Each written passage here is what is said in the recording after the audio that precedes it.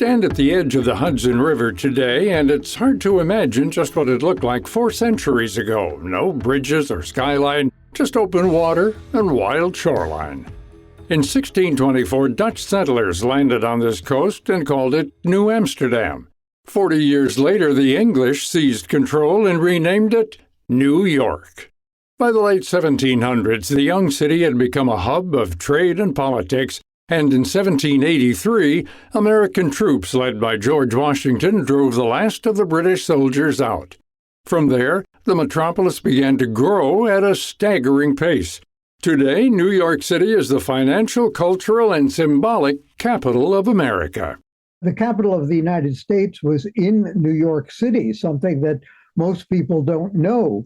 It was in New York City from 1785 through 1790, the Confederation Congress, and then the first Congress of the United States. George Washington was inaugurated as the first president in New York. The first Congress met in New York. The first freedoms were enacted in New York, the Bill of Rights that we now know of as that.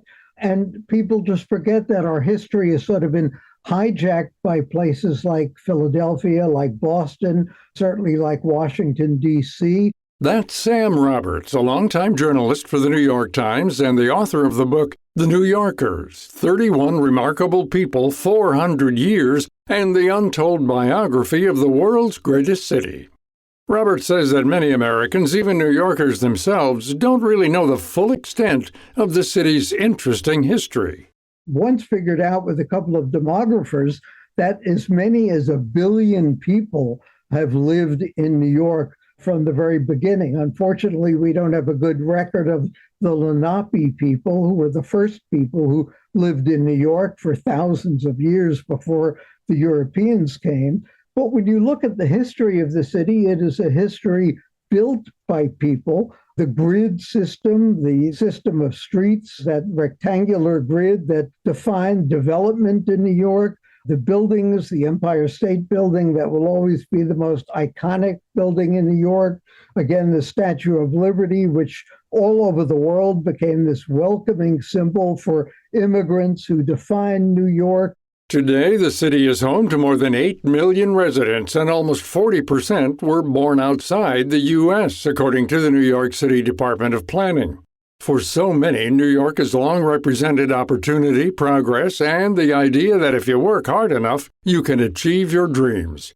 Roberts highlights some of the stories of past New Yorkers who followed their dreams and stood up for what they believed in. One such narrative is that of Elizabeth Jennings Graham, an African-American woman who refused to get off a whites-only trolley in 1854. Perfectly well-dressed, perfectly respectable, but it was a whites-only trolley, and she sued. She sued the trolley company. And her lawyer happened to be a man named Chester Arthur, a young lawyer, who would later become the President of the United States. And as I point out in this book, she won her lawsuit in 1854 in Brooklyn Supreme Court. And this was 100 years before Rosa Parks. Nobody knows her name, Elizabeth Jennings, and she won this case, set a precedent that any respectable person, black or white, had every right to ride public transportation. She won a lawsuit, won $225 in damages, which was nearly her annual salary as a teacher. Her courage set a legal precedent and pushed the city into a new era of equality. And she wasn't the only outspoken woman from New York to make a lasting impact. Carmelia Goff was the daughter of Caribbean immigrants and championed women's rights. She was instrumental in reviving a Brooklyn neighborhood that was a vast wasteland in the 1970s, East New York. It was just a bombed out section of the city. And she, with the help of her neighbors, rebuilt that neighborhood, just like the Irish, the Italians, other ethnic groups did in the 19th century. She had the gumption, the guts, the courage, the energy with her neighbors to rebuild that neighborhood. And that's what immigrants are doing today. And immigrants have always done that. And they're doing it all over the United States. And I think that is the spirit of New York, the spirit of America, that I wanted to capture in this book, The New Yorkers. And I think she, this woman, Carmelia Goff, is emblematic of that spirit and emblematic of the city of New York. While some New Yorkers come from generational wealth, many others come with nothing and get their foot in the door through any opportunity they can find. Throughout history, some of the biggest names in media, finance, and other sectors have built their empires from the ground up in the Big Apple. One of these titans is a man named James Gordon Bennett, who's largely recognized as the founder of the modern newspaper. He was sort of a madman in his own way, but he really established what was called the penny press in New York. He knew what people wanted to read, and he gave it to them. And what they wanted to read was news. He defined news about ordinary people, whether it was murders, whether it was financial news, whether it was gossip. And he built the New York Herald into a major newspaper.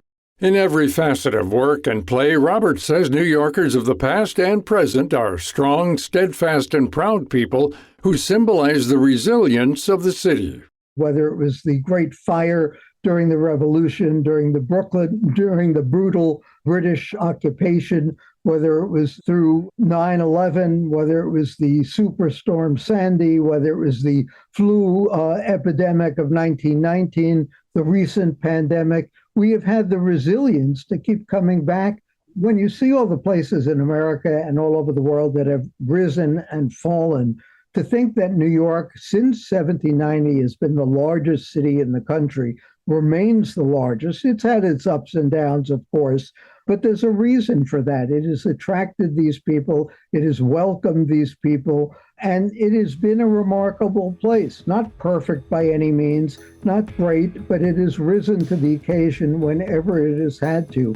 New York remains the largest city in the country, and not just in size, but in imagination and opportunity. Its energy and vibrancy have always belonged to the people who built it, challenged it, and refused to live anywhere else on Earth. To find out more about this topic and our guest, Sam Roberts, visit viewpointsradio.org. For more behind the scenes, search Viewpoints Radio on Instagram, X, and Facebook. Also check out Robert's book, The New Yorkers, 31 Remarkable People, 400 Years, and the Untold Biography of the World's Greatest City, available online and in select bookstores now. This segment originally aired in 2021 and has since been updated. Our writer-producer is Amira Zaveri, our studio manager is Jason Dickey, I'm Gary Price.